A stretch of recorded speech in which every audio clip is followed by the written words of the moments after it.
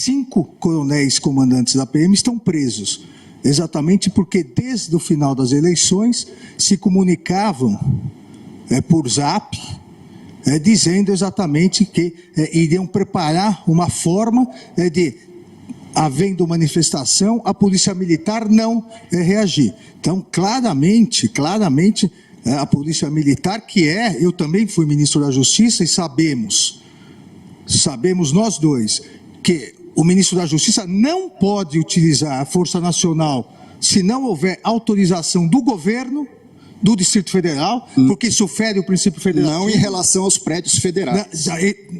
Mas não em relação à Praça dos Três Poderes. Mas em relação às edificações federais, ele pode e deve com fazer. todo respeito, Vossa Excelência, querer falar que a culpa do 8 de janeiro foi do ministro da Justiça... Vossa Excelência que está dizendo isso. É um absurdo. Vossa Excelência que está dizendo isso. 5 comandantes estão presos. Muito embora eu queria e o Brasil quer ver esses vídeos do Ministério da Justiça. O ex-ministro da Justiça, que sucedeu Vossa Excelência, fugiu para os Estados Unidos, Eu sou advogado de ninguém e jogou o celular dele no lixo. Eu não sou advogado de preso. Ninguém. E agora Vossa Excelência, Vossa Excelência vem no plenário do Supremo Tribunal Federal, que foi destruído, para dizer que houve uma conspiração do governo contra o próprio governo. Tenha dó. Não coloque palavras na minha boca. Tenha dó. Não coloque palavras na minha boca.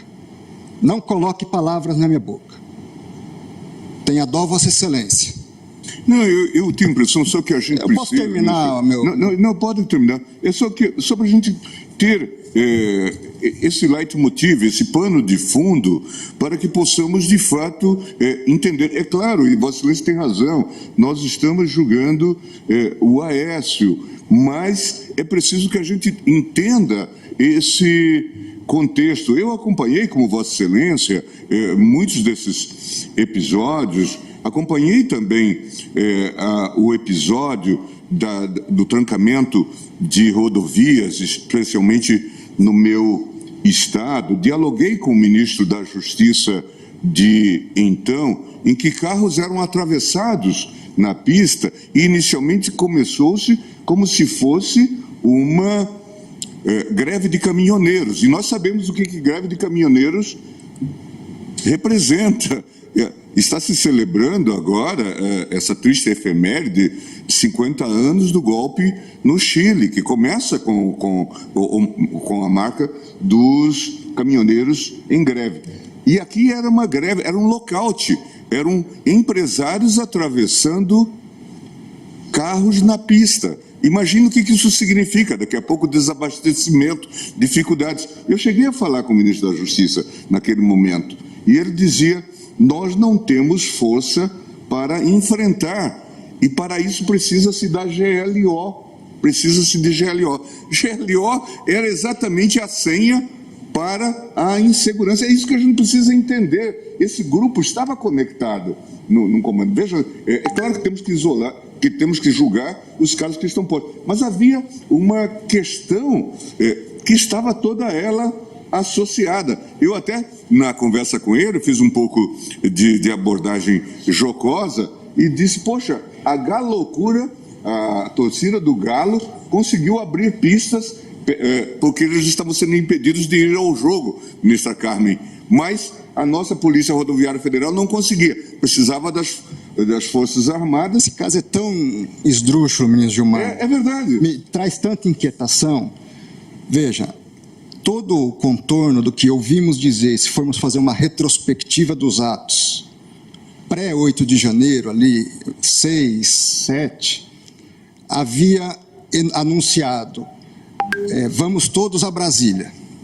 Primeira coisa, Polícia Rodoviária Federal, na greve dos caminhoneiros, ministro Gilmar, que foi tentada no governo anterior, eu era ministro da Justiça, eu passei a madrugada na sede da Polícia Rodoviária Federal, acompanhando o relatório minuto a minuto de eventuais tentativas de bloqueio de estradas, em função até da experiência pretérita, negativa, que havia ocorrido no governo Temer. O que eu quero dizer, a Polícia Rodoviária Federal tinha condições de evitar a chegada. Dia 6, dia 5, dia 7, não sei. Não foi feito. Toda a construção é de que era uma tragédia anunciada. Agora, houve, eu vou usar a expressão, falhas sistêmicas desde esse ponto. O que houve, não tenho dúvidas, falhas, eu vou usar a expressão falhas porque não estamos julgando essas pessoas, sistêmicas na Polícia Militar do Distrito Federal. Mas também há dúvida razoável sobre como é que esse grupo entra com a facilidade como entrou, não digo no Supremo, eu não digo nem no Congresso, dentro do Palácio do Planalto. É inconcebível. Onde estava todo o efetivo da Força Nacional? Eu não tenho. Hoje o Brasil não sabe. Eu me lembro naquele contexto em que havia o inquérito, ainda há o inquérito, em relação à reunião que o ex-presidente Bolsonaro teve com os ministros, e essa reunião foi gravada, e havia toda uma discussão sobre, a partir de uma determinação do ministro Celso de Mello, para se entregar aquele vídeo, aquela fita, e toda a atuação, tanto minha como do ministro Levi, à época advogado-geral, nós temos que entregar independente do que contenha. Independente do que contenha. E foi entregue. Agora, chama a atenção o Ministério da Justiça não disponibilizar ou não ter os vídeos correspondentes. Nós precisamos tratar todos igualmente, com os rigores correspondentes e também com o reconhecimento de que certas situações geram um não enquadramento em determinada conduta. Em relação a esse réu,